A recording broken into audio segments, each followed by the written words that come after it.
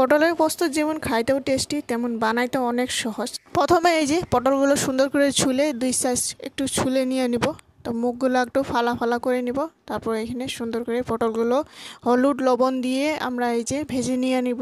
একটু হালকা হালকা একটু ভাজা ভাজা করে নিব, কেননা বানাতে সময় মানে সবজিটি নষ্ট হয়ে না যায় যেন। তারপর এই যে কালা সর্ষে সাদা সর্ষে পোস্ত আর একটু 3-4টা কাঁচা লঙ্কা দিয়ে তারপর একটু আদা কুচি দিয়ে সুন্দর করে একটা মশলাটি পেস্ট করে নিলাম। তারপর কড়াইয়ের মধ্যে একটু তেল দিলাম, তেল দিয়ে একটু কালা সর্ষে আর একটু কালা জিরো দিয়ে সুন্দর করে ফোড়ন দিয়ে আমরা এই যে মশলাগুলো দিয়ে সুন্দর করে কষে নিব তেল ছাড়া মতো। এই যে দেখুন ভালোভাবে কষে নেব। তারপর একটু পরে এই যে হলুদ লবণ দিয়ে সুন্দর করে চিনি দিয়ে দিব, একটু মিষ্টি মিষ্টি ভাবটি ভালো লাগে।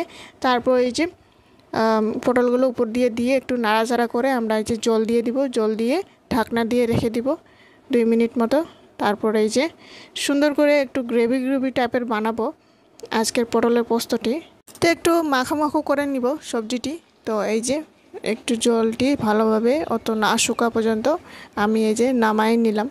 তারপর এই যে পটলের পোস্তটি সুন্দর একটু গ্রেভি দিয়ে গরম গরম ভাত দিয়ে খাওয়াটি খুব সুন্দর হয়। তো এইভাবে একবার করে দেখেন বাড়িতে, খুব সুন্দর হয়। তো পটল যারা খায় না। তারপর এই যে এটা হয়ে যাওয়ার পর একটু চাটনি করলাম, এই ছোট্ট একটু টমেটো কেটে দিয়েছি। তারপর এখানে একটু বগুড়ি দিয়ে সুন্দর করে মিষ্টি দিয়ে তো চাটনি করে নিলাম। তো বন্ধুরা ভিডিওটি ভালো লাগলে অবশ্যই লাইক কমেন্ট শেয়ার সাবস্ক্রাইব করে জানাবেন।